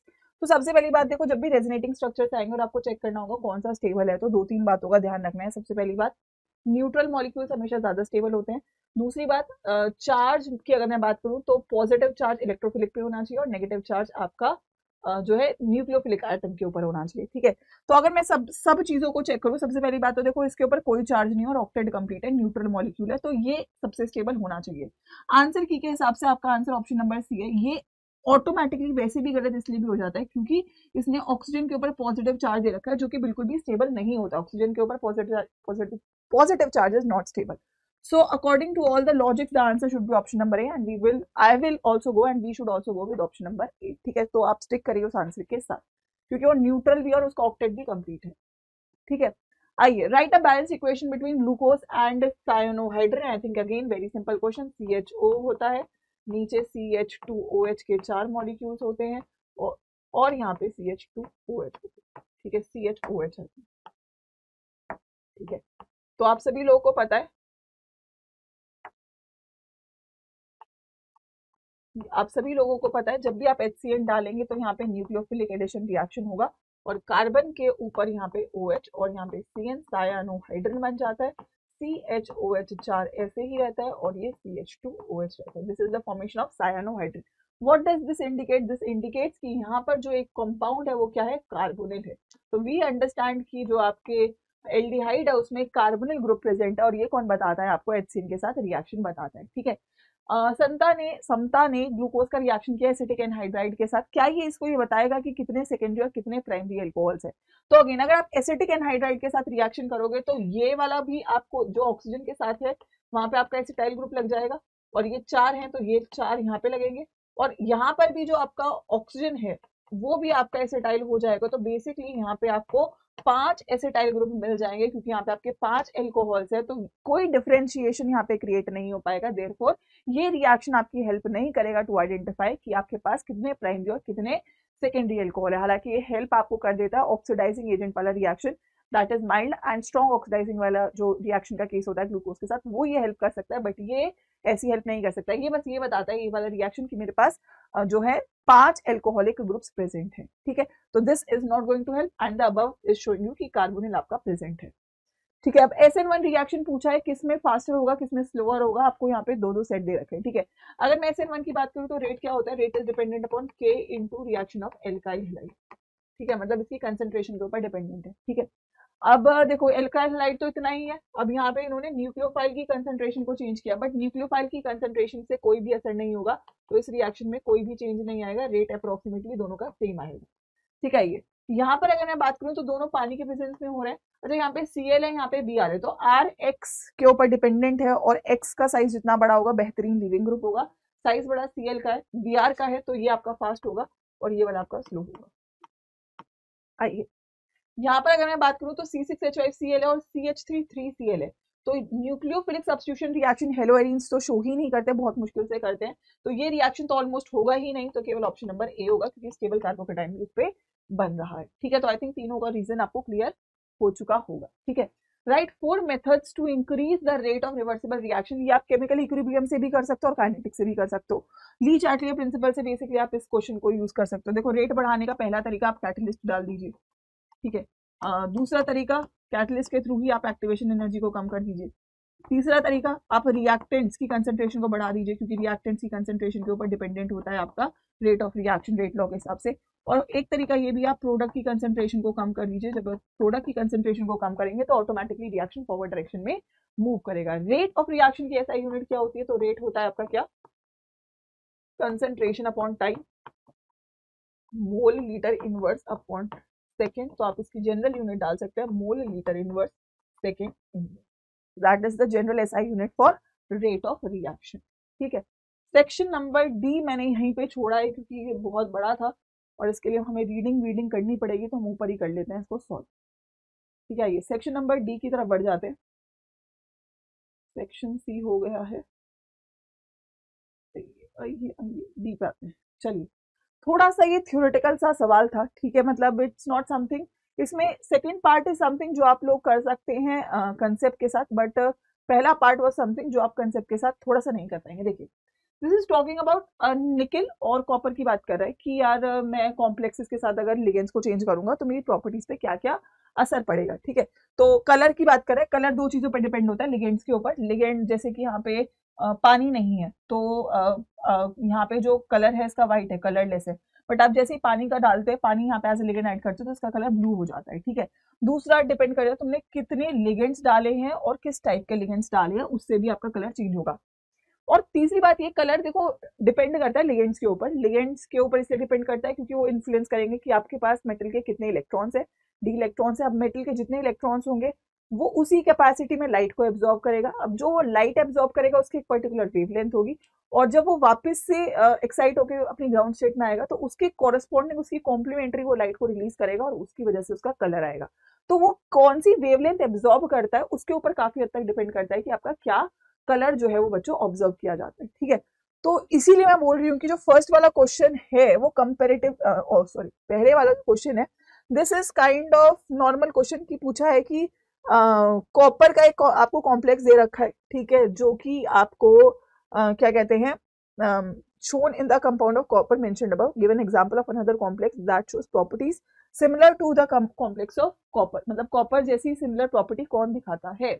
तो यहाँ पर आप लोग अपना जो है आंसर डालेंगे, टाइटेनियम का कॉम्प्लेक्स होता है। ये थोड़ा सा वही थ्योरेटिकल सा सवाल है, अगर आप लोगों को याद है तो आप कर पा रहे होंगे। दैट इज टाइटेनियम के साथ अगर हम वाटर को डाल देंगे, ठीक है, टाइटेनियम के साथ अगर हम वाटर को डाल देंगे और साथ में 3 काउंटर आयंस लगाएंगे तो ये जो कॉम्प्लेक्स है कंपेरेटिवली काफी हद तक सेम आपको जो है प्रॉपर्टीज शो कर रहा होगा। और अगर मैं इसकी ज्योमेट्री की बात करूँ तो टाइटेनियम यहाँ पे +3 ऑक्सीडेशन स्टेट में, और +3 ऑक्सीडेशन स्टेट में सचिन तेंदुलकर की अगर मैं बात करूँ तो Ti आपका होता है D2, और ये आपका यहाँ पे +3 में है तो ये D1 हो जाएगा। तो ये D2sp3 आपकी जो कॉन्फ़िगरेशन है वो शो कर सकता है। तो इसकी जो ज्योमेट्री होगी, और दिख भी रहा है 6 है तो ऑक्टाहेड्रल ही आपका रहेगा, ठीक है। What type of ligand is added above to NiH2O6? अब NiH2O6 के साथ देखो आपने क्या ऐड किया, En। En is your ethylene diamine, ठीक है। और इथाइलिन डाइअमाइन क्या है, एक बाइडेंटेड लिगेंड होता है, ठीक है। दिस इज इथाइलिन डाइअमाइन, तो this is a bidentate ligand, ठीक है। तो ये एक बाइडेंटेड लिगेंड है, और इसी के बारे में उसने पूछा था। तो ये बाइडेंटेड लिगेंड है और ये क्लिट भी बनाने के लिए यूज किया जाता है, क्लिटिंग रिंग बना देती है। अब ये वाला क्वेश्चन था, इसका मैं बोल रही थी ये थोड़ा सा थ्योरेटिकल है। En और निकल का रेशो दिया, देखो En 2 है और निकल 1 है। निकल 1 है, En 2 है, तो आपको कोऑर्डिनेशन नंबर 6 करना है। तो ये आपका हो जाएगा दैट इज H2O के साथ En बाइडेंटेड है तो ये आपका 4, ठीक है, इसका कलर पूछा है। और दूसरा है आपका En3, तो वो नॉर्मली En3 हो जाएगा। तो कोऑर्डिनेशन नंबर 6 कंप्लीट होगा। दोनों का कलर पूछा है तो it's a kind of theoretical question, तो आप यहाँ पे हम डाल सकते हैं। इसका कलर जो है रेड ऑब्जर्व किया जाता है और इसका कलर जो है आपका ब्लू ग्रीन ऑब्जर्व किया जाता है, ठीक है। नेक्स्टली अगर हम बात करें, अगला सवाल फॉर्मूला पूछा है। अब ये फॉर्मूला भी अगेन ये सिंपल ही है तो आप कर ही लेंगे। En1 और नाइट्रोजन अभी अभी मैंने दिखाया था आपको। En अगर आपके पास 1 है तो आपके पास H2O 4 होंगे, तो 4 भी पुट करना पड़ेगा मेरे को। तो Ni2+ में आपका जो है एग्जिस्ट करता है, तो यहाँ पे 4 है H2O, तो ये आपका न्यूट्रल लिगेंड है, तो +2 आपका ऊपर आ जाएगा। अगेन निकल के ऊपर En6 है, तो En भी आपका क्या होता है, एक न्यूट्रल लिगेंड ही होता है। तो अगेन इसके ऊपर भी +2 चार्ज, तो यहाँ पे भी आप +2 लगा दीजिए, यहाँ पे भी आप +2 लगा दीजिए। ये तो काफी हद तक सिंपल था, ये तो आप डायरेक्टली बना सकते हो। वो वाला बस एक छोटा सा आपका थ्योरेटिकल कंसेप्ट था, ठीक है। आइए चलिए नीचे चलते हैं। तो कंडक्टिविटी की बात कर रहा है, अगेन एक थोड़ा सा application based case based question था। उसने आपको बहुत सारी चीजें दे रखी हैं। उसने बोला है कि जो आपका पानी में टीडीएस आते हैं, टीडीएस लेवल का एक फॉर्मूला दिया हुआ है। टीडीएस कैसे कैलकुलेट कर सकते हो, 10⁴ इंटू 0.65 इंटू कंडक्टिविटी, ठीक है। कंडक्टिविटी एग्जाम्पल पानी की देखी गई तो 0.13 आई थी। अब उसके अकॉर्डिंग उसने बोला और रेजिस्टेंस 10 ओम आया था। तो सबसे पहली बात उसने तुमसे सेल कांस्टेंट पूछा। तो अगर मैं रेजिस्टेंस का फॉर्मूला निकालूं तो आर क्या होता है, R is equal to rho L by A, और एल बाय ए ही सेल कांस्टेंट होता है। तो मैं बोल सकती हूँ R is equal to rho into G star, ठीक है। तो जी स्टार क्या हो जाएगा, आर बाय रो, और 1 बाय रो को बोलते हैं कंडक्टिविटी, तो आर इंटू के। आर का वैल्यू आपको कितना दे रखा है, रेजिस्टेंस 10, और के का वैल्यू कितना दे रखा है, 0.1। ठीक है, तो यहां से आपको सबसे पहले क्या मिल जाएगा, सेल कांस्टेंट मिल जाएगा, कितना मिल जाएगा आपको, 1.3। ठीक है, और इसका यूनिट क्योंकि मीटर में है तो मीटर इनवर्स। ठीक है, what is the amount of TDS in the sample of water. देखो टीडीएस का फॉर्मूला तुमको दिया है 10 की पावर 4 इंटू 0.65, और कंडक्टिविटी का भी वैल्यू दे रखा है 0.13। ये सब केस बेस्ड क्वेश्चन है, तो आप फॉर्मूले जो आपको क्वेश्चन में दे रखे हैं उन्हीं से इसको डायरेक्टली आप क्या कर सकते हो, सॉल्व कर सकते हो। तो यहाँ से जब इसको नॉर्मली आप मल्टीप्लाई करोगे तो 845, ठीक है, और यूनिट दे रखी है एमजी पर लीटर, यूनिट का भी ध्यान रखना, एमजी पर लीटर यहाँ से आ जाएगी। ठीक है, according to some studies TDS of 250 mg by liter, TDS आपको दे रखा है इज अ गुड सोर्स। ठीक है, तो इसका कंडक्टिविटी पूछा, अब देखो तुमसे कंडक्टिविटी पूछा है, टीडीएस तुमको दे रखा है, तो 250 इज इक्वल्स टू क्या हो जाएगा, 10 की पावर 4 इंटू 0.65 इंटू कंडक्टिविटी, तो कंडक्टिविटी का वैल्यू क्या हो जाएगा, 250 डिवाइडेड बाय 10 की पावर 4 इंटू 0.65। बहुत ही बेसिक कैलकुलेशन है, मतलब बस ये आपको पूरा का पूरा दे रखा है, आपको बस इसको पुट ही करना था। ठीक है, तो अप्रोक्सीमेटली यहाँ से सॉल्व करोगे तो 0.038। ठीक है, और कंडक्टिविटी की यूनिट आई थिंक आपको पता है, सीमेन मीटर इनवर्स यहाँ से पूछ रहे। ठीक है, आइए थोड़ा सा और नीचे चलता है। If the resistance made by was this, what is the TDS. ठीक है, आइए तो सबसे पहले टीडीएस निकालने के लिए आपको के निकालना पड़ेगा। ठीक है, तो आर बराबर है आपका रो एल बाय ए।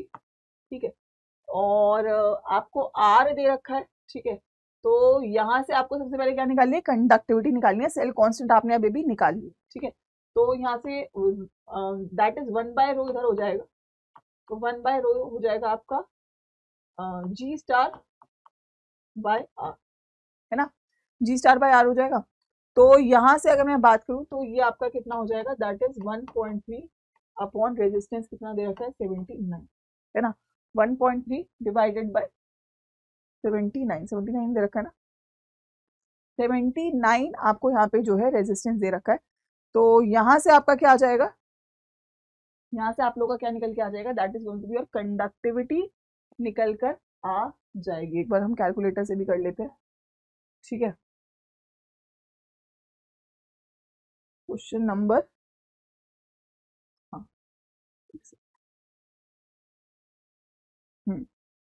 तो यहाँ से आपकी कंडक्टिविटी अप्रोक्सीमेटली कितनी आ जाएगी, 0.016, है ना, कितना आ जाएगा, 0.016। ठीक है, अब टीडीएस का फॉर्मूला आपको पता ही है, टीडीएस का फॉर्मूला कितना था, 10 की पावर 4 इंटू 0.65 इंटू 0.016।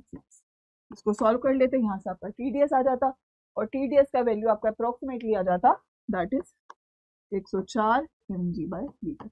मतलब this was not a difficult question. एक तो तुमको ये मेन फॉर्मूला दे रखा है। ठीक है, सबसे पहली बात तो आपको ये मेन फॉर्मूला दे रखा है टीडीएस का, एक बार रिवाइज करवा देती हूँ फिर से। सेल कांस्टेंट पूछा था, आपको रेजिस्टेंस का फॉर्मूला पता है, R equals to rho L by A, L by A आपका सेल कांस्टेंट होता है, तो आर बाय रो आपका सेल कांस्टेंट हो जाएगा, 1 बाय रो को आप क्या बोलते हो, के बोल देते हो, तो आर इंटू के हो जाएगा, आर भी दे रखा था, के भी दे रखा था, यहाँ से आंसर आ गया। अमाउंट ऑफ टीडीएस निकालना था, टीडीएस निकालने का बड़ा सिंपल तरीका है, आपने यहाँ से कंडक्टिविटी निकाल दी है, कंडक्टिविटी का वैल्यू दे रखा है, मल्टीप्लाई करके ही आ गया। ठीक है, नेक्स्ट क्वेश्चन, आपको यहाँ से नया टीडीएस दे रखा है और कंडक्टिविटी पूछा है, तो कंडक्टिविटी आपका ऑटोमेटिकली अगेन निकल के आ जाएगा सेम फॉर्मूले से। चॉइस बेस्ड एक क्वेश्चन थोड़ा सा बड़ा था, इसलिए इसको अलग से डाल रखा है इन्होंने।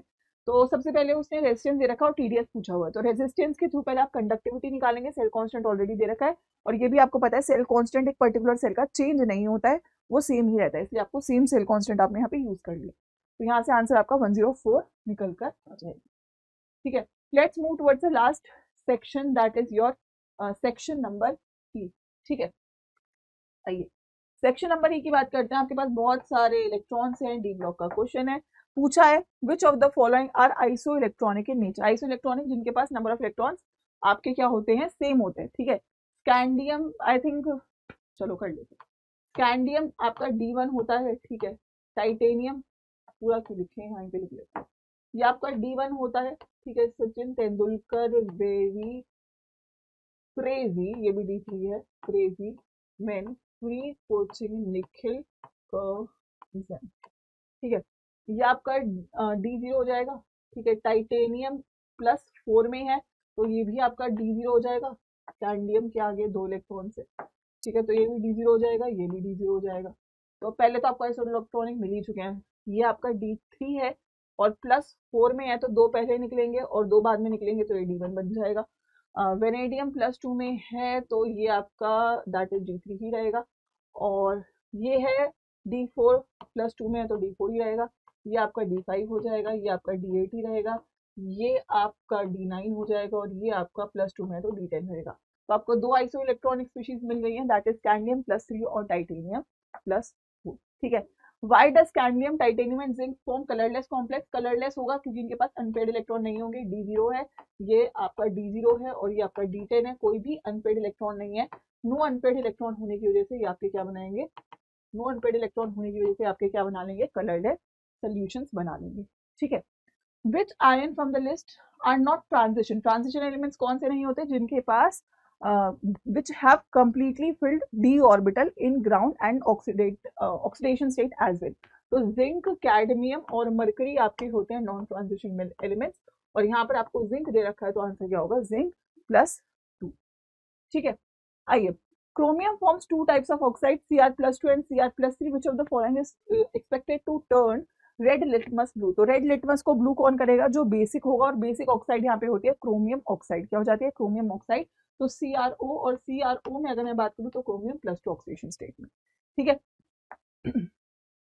आइए, increasing order of magnetic moment, again unpaired electron के ऊपर डिपेंडेंट है। D0 है, सचिन तेंदुलकर वेरी, D1 होता है तो D1 ही रहेगा, Sachin Tendulkar very, again very, very is D2, ये तो D0 हो जाएगा। निकिल आपका D8 रहेगा, ठीक है। तो increasing order of magnetic moment सबसे ज्यादा किसका हो जाएगा, सबसे ज्यादा आपका मैग्नेटिक मोमेंट रहेगा दैट इज ऑफ निकिल, ठीक है। अगर मैं बोलूँ वेनेडियम +2 और +4 arrange the following in the increasing order of their magnetic moment, सबसे ज्यादा इसका आएगा, ठीक है। और सचिन तेंदुलकर वेरी D3 होता है। वेनेडियम, स्कैंडियम होता है आपका सचिन तेंदुलकर D1, वेनेडियम होता है आपका D3 और निकल होता है आपका D8। तो अगर ये S2 और S2, ठीक है, तो +3 में है तो ये D0 हो जाएगा, +2 में है तो ये D3 हो जाएगा, +4 में है तो ये D1 हो जाएगा, और +2 में है तो D8 हो जाएगा। D8 में 1 2 3 4 5 6 7 8, तो अनपेड इलेक्ट्रॉन 2। तो सबसे ज्यादा किसमें, इसमें फर्स्ट नंबर पे ये होगा, सेकंड नंबर पे ये होगा, थर्ड नंबर पे ये होगा, और लास्ट में आपका ये होगा। तो सबसे ज्यादा V+2, फिर Ni+2, फिर V+4, और लास्ट में आपका स्कैंडियम पॉजिटिव हो जाएगा, ठीक है। अलॉयज क्यों बनाए जाते हैं? अलॉयज बनाने का तरीका है, रीजन है because of similar atomic radius, size same होने की वजह से आप क्या करते हो, इनका अलॉयज बना देते हो, ठीक है। सिंपल है, प्रॉपर्टी से सवाल आ रखा है।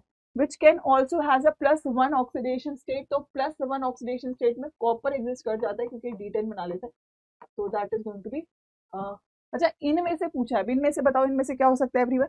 कॉपर, अगर मैं इन सभी में से बोलूँ तो आपको आंसर सिलेक्ट करना होगा मेटल के पर्सपेक्टिव से, तो कॉपर रहेगा क्योंकि कॉपर आपका स्टेबल होगा +1 ऑक्सीडेशन स्टेट में, ठीक है। आइए 30 सेकेंड क्वेश्चन ऊपर से देख लेते हैं यहाँ से, क्योंकि वो एक छोटा सा न्यूमेरिकल था आपका। आइए, मैं आपको सबका तरीके बता देती हूँ, हालांकि इसकी आंसर्स आई होप आप लोगों ने वैसे देख ली होंगी, नहीं देखे तो चलिए कोई नहीं, मैं यहाँ पे आपको लिखवा भी दूंगी, ठीक है। ओके, पहला है, if concentration of protein is doubled, तो देखो पाई इक्वल्स टू क्या होता है, CR8। अगर तुम कंसेंट्रेशन को डबल कर रहे हो तो आई भी आएगा, पेंटो फैक्टर। अगर बाकी सब सेम रख रहे हो, गैस कांस्टेंट तो सेम ही रहेगा, टेम्परेचर सेम है और आपका सोल्यूशन भी सेम है, तो कंसेंट्रेशन अगर डबल कर रहे हो तो ऑस्मोटिक प्रेशर भी डबल हो जाएगा क्योंकि डायरेक्टली प्रोपोर्शनल होता है, ठीक है। When 1 liter of cellulose nitrate is heated to 315 Kelvin, its osmotic pressure change हो गया, molecular mass पूछा है। तो सबसे पहली बात देखो, पाई इक्वल्स टू क्या होता है, सेल्यूलोस नाइट्रेट है तो वो आपका ऑर्गेनिक है, तो यहाँ पे आपका वेंटो फैक्टर 1 होगा, मैं केवल CRT लिख रही हूँ, तो C हो जाएगा पाई बाय RAT, ठीक है। पाई का वैल्यू आपको दे रखा है, कितना दे रखा है, 0.0248, ठीक है। ATM में है तो 0.0821 ले लेंगे, और टेम्परेचर दे रखा है 315। ये कंसेंट्रेशन हो जाएगा, कंसेंट्रेशन होता है N/V, कंसेंट्रेशन N/V है तो 12.5 इज इक्वल टू N/V, ठीक है। तो वॉल्यूम 1 लीटर हो गया, तो अगर मैं बोलूँ N इक्वल्स टू 12.5, तो यहाँ पे मैं बोल सकती हूँ कि जो गिवन मास है दैट इज जो आपका गिवन मास है वो 12.5 है और मॉलिक्यूलर मास आपको निकालना है। तो मैं यहाँ पे कंसेंट्रेशन की जगह अगर कंसेंट्रेशन क्या होता है N/V that is W upon molecular mass into volume. तो W है 12.5, मॉलिक्यूलर मास हमें नहीं पता है और वॉल्यूम मेरे पास 1 लीटर है क्योंकि ऑलरेडी कंसेंट्रेशन लीटर में आती है। तो मैं यहाँ पे डायरेक्टली N/V पुट कर देती हूँ। तो ये W by given mass upon molecular mass. तो given mass is 12.5 upon molecular mass. तो मॉलिक्यूलर मास यहाँ से कितना हो जाएगा, ये सब उधर मल्टीप्लाई हो जाएगा 12.5 इंटू 0.0821 इंटू 315 डिवाइडेड बाय 0.00248। ये आपका यहाँ से मॉलिक्यूलर मास निकल के आएगा। आप इसको एक बार सॉल्व कर लेंगे। तो अगर मैं यहाँ पे मॉलिक्यूलर मास की अप्रोक्सीमेट बात करूँ 13,000 के आसपास वैसे आता है, 13,074। ठीक है, 1,30,000। ठीक है, 1,30,007। ठीक है, 1,30,007 374 के आसपास आ रहा होगा। बाय चांस अगर किसी का तो प्लीज अपना कैलकुलेशन चेक कर लेना। 1,30,47 या 1,30,47। क्लियर है भाई सभी लोगों को यहाँ तक? किसी को आई डोंट थिंक सो कोई डाउट होना चाहिए। इट्स बेसिक नॉर्मल कैलकुलेशन वाला क्वेश्चन। ठीक है, एक बार मैं फिर से आप लोग को एक्सप्लेन कर देती हूँ फॉर योर क्लैरिटी। देखिए, आपको दिया है pi equals to CRT, concept ध्यान रखेंगे। तो कंसेंट्रेशन हो जाएगा पाई बाय RT। ठीक है, कंसेंट्रेशन दे रखा है आपको 12.5 ग्राम पर लीटर, मतलब कि 12.5 ग्राम है इन 1 लीटर। ठीक है, तो कंसेंट्रेशन का फॉर्मूला क्या होता है, W bye molecular mass into volume. 12.5 ग्राम दे रखा है तो इसको 12.5 लिख सकते हो, मॉलिक्यूलर मास आपको नहीं पता और वॉल्यूम आपका 1 हो गया। ठीक है, तो यहाँ पे आप पुट कर सकते हो that is 12.5 upon M is equals to pi by RT। तो यहाँ से आपका जो M है, क्योंकि M ही निकालना है, तो क्या हो जाएगा 12.5 इंटू RT बाय पाई। सारी वैल्यू आपको दे रखी थी, आपको बस फॉर्मूले में पुट करनी थी, तो यहाँ से आपको आंसर मिल जाता। ठीक है, a solution of 10 gram of protein in a litre of solvent was found to be isotonic with haemoglobin, मतलब कि इनका ऑस्मोटिक प्रेशर सेम है। ठीक है, एट सेम टेम्परेचर। अगर मॉलिक्यूलर वेट ऑफ प्रोटीन इतना है तो what is the molecular weight of haemoglobin. तो देखो दोनों का अगर ये ऑस्मोटिक प्रेशर सेम है तो मैं क्या लिख सकती हूँ कि कंसेंट्रेशन भी इनकी सेम ही होगी। तो अगर एक का अगर मैं बोलूँ that is π1 is equals to π2, तो कंसेंट्रेशन भी C1 is equals to C2 हो जाएगी। ठीक है, क्योंकि आपका R और T तो कांस्टेंट ही है। कंसेंट्रेशन में वॉल्यूम तो सेम ही दिख रही है, तो अगर मैं बोलूँ W1 upon M1 is equals to W2 upon M2। ठीक है, तो अगर मैं प्रोटीन से कंपेयर करूं तो यहाँ से आपको निकल के आएगा, अगर हम दोनों को कंपेयर कर लें तो ये हो जाएगा आपका इसका तो दे रखा है। ठीक है, 1 2 3 4 अपॉन में इसका मॉलिक्यूलर मास अगर मैं निकालूं तो M1 हो जाएगा और विच इज इक्वल्स टू यहाँ से हो जाएगा, ये ऊपर चला गया तो W2 बाई W1।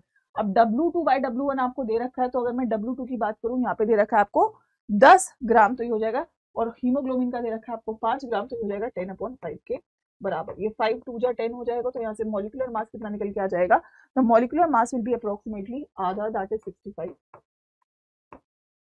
ठीक है, एक बार और इसको एक्सप्लेन कर देते हैं, नो डाउट। देखिए एक बार और इसको समझ लीजिए।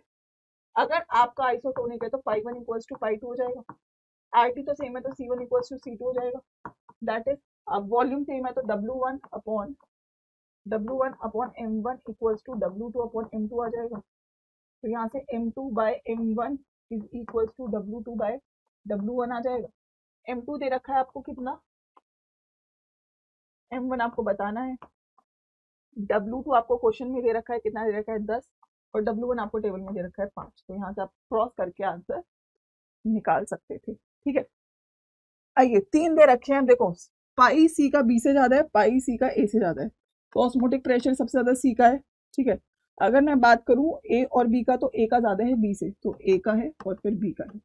अब अगर ऑस्मोटिक प्रेशर का वेरिएशन ये है, तो आपको पता है ऑस्मोटिक प्रेशर का अगर कंसंट्रेशन सेम हो गया, टेम्परेचर सेम हो गया, तो वेंट ऑफ फैक्टर ही चेंज होगा और directly proportional to van't Hoff factor है।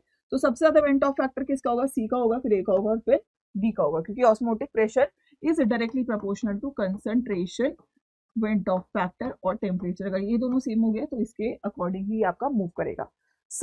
अगर आपके पास 3 सोल्यूशन है तो पूछा है कि कौन ज्यादा होगा। देखो ग्लूकोज का वेंट ऑफ फैक्टर 1 होगा, पोटेशियम सल्फेट अगर मैं बोलूँ तो दैट इज K2SO4, K2SO4 ये जब टूटेगा तो उसका वेंट ऑफ फैक्टर 3 आएगा, 2K प्लस और SO4 2 नेगेटिव, और NaCl का वेंट ऑफ फैक्टर आएगा 2।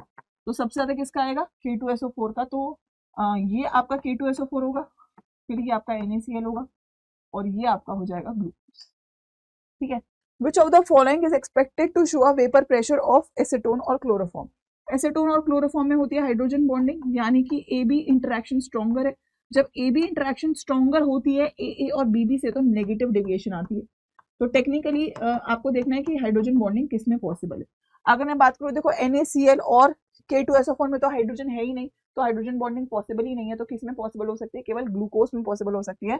तो केवल ग्लूकोज वाला जो सोल्यूशन है, जो ग्लूकोज वाला सोल्यूशन है, केवल उसी में हाइड्रोजन बॉन्डिंग की पॉसिबिलिटी है। तो केवल ग्लूकोज वाला सोल्यूशन जो है वो आपको सेम ग्राफ दे सकता है as your chloroform and acetone. ठीक है, क्लियर है? आइए चलिए नेक्स्ट क्वेश्चन, शायद ये हमारा पीपीटी में। हाँ चलिए, the compound C6H5NH3OCH3 is obtained, I think very simple, pyridine, when we have a reaction, when compound A reacts with the anhydride in the presence of pyridine, और जो कंपाउंड ए फ्रिडल क्राफ्ट नहीं जाता, that is aniline की बात करें। ठीक है, तो पूछा रिएक्शन बता दीजिए और ए को बनवा दीजिए। तो अगर आप एनिलीन लेते हैं और इसके ऊपर डालते हैं आपका एनहाइड्राइड, इसको एसिटाइलेशन भी बोल देते हैं। ठीक है, ये हम न्यूक्लियो इलेक्ट्रोफिलिक सब्स्टिट्यूशन रिएक्शन में इस्तेमाल भी करते हैं। तो आपका क्या बन जाता है? दैट इज, ये आपका अटैक करता है, ठीक है, यहाँ पर से, और ये आपका लीविंग ग्रुप की तरह निकल जाता है। यहाँ से क्या बन जाता है? NHC double bond O CH। ठीक है, ये बनाने के लिए इसने बोला था। ठीक है, the pH of aqueous solution of A is less than 7। सही है बात या नहीं है? देखो A है एनिलीन, और एनिलीन आप सभी लोगों को पता है बेसिक होता है, और अगर बेसिक होता है तो उसका pH ऑब्वियसली ग्रेटर देन 7 होगा, क्योंकि ये आपका बेसिक होता है और काफी अच्छा बेस तो नहीं होता, बट बेसिक होता है तो 7 से ज्यादा ही होगा। तो ये स्टेटमेंट आपकी फॉल्स है, reason because it's a base. ठीक है, बहुत बेसिक सवाल थे ये आपके। ठीक है, next question, what type of functional group can be introduced in A that will increase the pH। देखो pH बढ़ाना मतलब बेसिक नेचर करना, और pH घटाना मतलब एसिडिक नेचर करना। ठीक है, basic nature electron donating groups करते हैं, और acidic nature electron withdrawing groups करते हैं। तो आपको समझ में आ रहा है? इलेक्ट्रॉन डोनेट कौन करेगा? कोई भी lone pair containing OH, OCH3, NH2 ये सब कर देंगे। और डिक्रीज करना है pH, तो एसिडिक लगाना है तो आप CN लगा दीजिए, NO2 लगा दीजिए, CHO या COH लगा दीजिए। तो ये सब आपके क्या कर देंगे? pH को डिक्रीज, यानी कि सोल्यूशन को एसिडिक बना देंगे। ठीक है, क्लियर है? What do you observe in the compound A react with bromine water. I think bromine water के साथ सभी लोगों को रिएक्शन याद है। जब एनिलीन का रिएक्शन ब्रोमीन वाटर के साथ करते हैं तो क्या बनता है आपको? You get a try substituted product Br, और इसी को प्रिवेंट करने के लिए हम इसका पहले एसिटाइलेशन करते हैं, ताकि आपको ट्राई सब्स्टिट्यूटेड प्रोडक्ट ना मिले। ठीक है, आइए। ओके, सो पारुल को 2 टेस्ट ट्यूब मिला था, एक पे इथाइल अमाइन था और एक पे एनिलीन था। अगेन बहुत ही सिंपल क्वेश्चन, इथाइल एमाइन और एनिलीन दोनों ही प्राइमरी एमाइन है। दोनों को डिस्टिंग्विश करने के लिए आप कर सकते हैं test, that is I would say कि आप लोग डाइजोनियम सॉल्ट वाला टेस्ट कर सकते हैं, डाइजोटाइजेशन रिएक्शन कर सकते हैं, क्योंकि जो आपकी एलिफेटिक अमाइन है ये आपका एल्कोहल दे देगी, लेकिन ये आपको एक क्रिस्टलाइन सॉलिड दे देगा। ठीक है, तो आइडेंटिफाई द रिएजेंट एक्स। तो एक्स आपका हो सकता है क्या पूछा है? You are adding a reagent, तो आप NaNO2HCl डाल सकते हैं या फिर आप HNO2 डाल सकते हैं। ठीक है, तो दोनों से ही आप ये टेस्ट को जो है अकम्प्लिश कर सकते हैं। क्लियर है बात? Right, so I think it's clear. ठीक है, नेक्स्ट पूछा है डिस्क्राइब। ठीक है, describe to distinguish between share. ठीक है, describe how this reagent is prepared. Diazonium salt की प्रिपरेशन पूछी है, तो डाइजोनियम सॉल्ट कैसे बनता है अगर मैं बोलूं तो दैट इज एनिलीन है, इसके ऊपर आप HNO2 डाल सकते हैं या NaNO2HCl डाल सकते हैं। 0 से 5 डिग्री सेल्सियस के बीच का टेम्परेचर रखते हैं, तो यहाँ से आपका क्या बन जाता है? डाइजोनियम।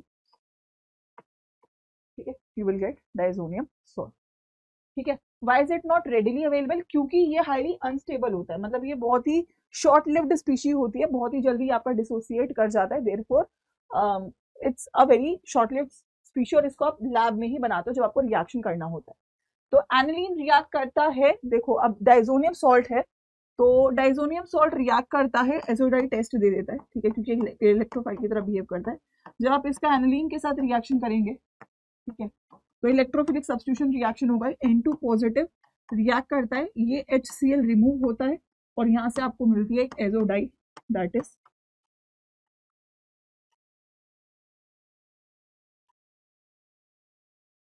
ठीक है। तो you get a yellow die, phenol के साथ ही ऑरेंज डाई देगा, बट याद रखना ये वही रिएक्शन दे पाएंगे जिनके पास इलेक्ट्रॉन डोनेटिंग ग्रुप है, क्योंकि इलेक्ट्रोफिलिक सब्स्टिट्यूशन रिएक्शन है और इलेक्ट्रोफिलिक सब्स्टिट्यूशन रिएक्शन केवल इलेक्ट्रॉन डोनेटिंग ग्रुप्स के साथ ही हो पाता है। येलो डाई का स्ट्रक्चर मैंने पहले ही बना दिया है, कौन देगा, एनिलीन देगा, स्ट्रक्चर मैंने आपको यहाँ पे दे दिया है, ठीक है।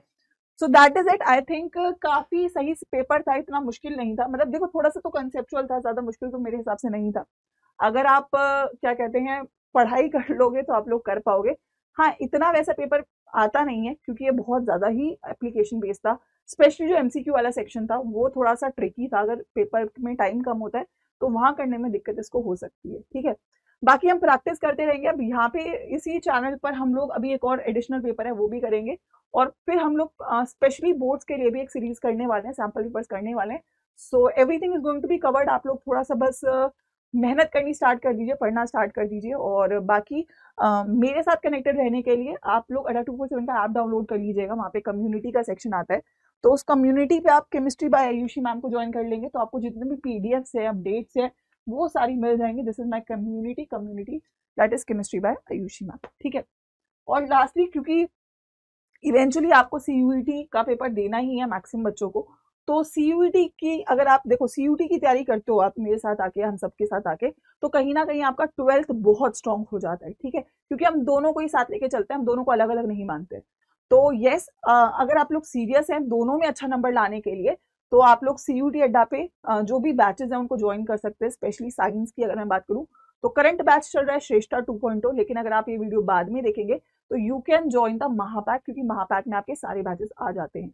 जब भी आप बैच में ज्वाइन करते हो तो एक डिस्काउंट के लिए आपको कोड लगता है, तो this is the faculty code, this is my code, जिसपे आपको उस टाइम पे जब भी आप बैच में इनरोल कर रहे हो जो भी मैक्सिमम डिस्काउंट है वो आपको इस कोड के साथ मिल जाएगा। इट्स एवरी टाइम वैलिड, तो इस कोड का आप स्क्रीनशॉट ले लें। और अगर आपको कोई भी दिक्कत परेशानी आती है तो ये मेरी ईमेल आईडी है ayushi.sharma@ada247.com। अगर आपको कोई भी परेशानी है, दिक्कत है, डाउट है, तैयारी को लेकर, पढ़ाई को लेकर, बैचेस को लेकर, किसी को भी लेकर, तो आप मुझे मेल कर देना अपना नाम, डाउट और अपना contact detail, and I try to connect with you and help you out, ठीक है। तो ये कोड मैंने आपको बता दिया, महापैक्स अवेलेबल है, टेस्ट सीरीज अवेलेबल है, तो आप शुरू करिए तैयारी को करना।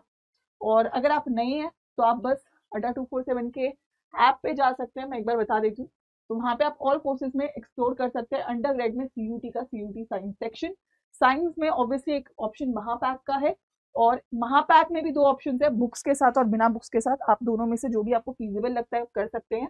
और ये फिलहाल का करंट बैच है श्रेष्ठा 2.0, बट क्योंकि मैं चाहती हूँ आप हमेशा रेडी रहो तो आप लोग थोड़ा सा जाके ये वाला महापैक ले लीजिएगा। बैच में प्राइस में बहुत डिफरेंस आएगा नहीं, अप्रोक्सीमेटली सेम ही प्राइस रहेगा। जो भी कोड लगा होगा उसको हटा दीजिएगा, यहाँ पे उसको मैक्सिमम डिस्काउंट मिलता नहीं है। तो ये कोड जो मैंने आपको बताया Y513 Y513, यही कोड आप अप्लाई कर लेंगे, इस पे आपको सबसे ज्यादा डिस्काउंट मिल जाए, ठीक है। So I hope it's clear with everyone. मिलते हैं एक और नए पेपर के साथ, नए सेशन के साथ, लेकिन ये तैयारी करना शुरू कर दीजिए क्योंकि समय धीमे धीमे निकलता चला जाएगा और फिर वही है कि एक रिग्रेट रह जाता है, जो कि मैं चाहती हूँ आप लोग के साथ ना हो, ठीक है। ऑल द बेस्ट बच्चों, वीडियो को जरूर लाइक करिएगा और कमेंट सेक्शन में येलो हार्ट्स डालिएगा अगर आप लोग को ये सेशन पसंद आया तो। All the best.